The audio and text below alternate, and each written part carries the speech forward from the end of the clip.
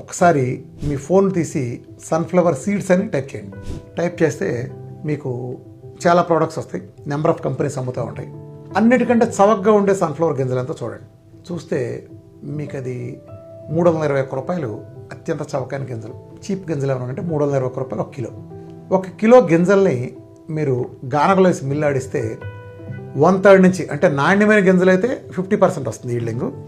చవక గింజలు అయితే 1/3 లోపే వస్తుంది. అంటే 3 కిలోల గింజలు అయితే కానీ మీకు 1 కిలో ఆయిల్ రాదు. 3 కిలోల గింజలు ఇంటూ చవకగా దొరికి 320 రూపాయలు అంటే ఎంత?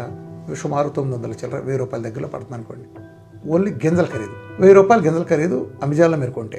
లేదంటే అమెజాన్ లాభాలన్నీ ఉంటాయి కాబట్టి నేను అవన్నీ తీసేసుకుని గింజల్ని నేను రైతు దగ్గర నుంచి కొనుక్కుంటాను అంటారు అనుకోండి. మీరు రైతు దగ్గర నుంచి కొన్న 500 రూపాయలు అవుతుంది గింజలు కొంటే.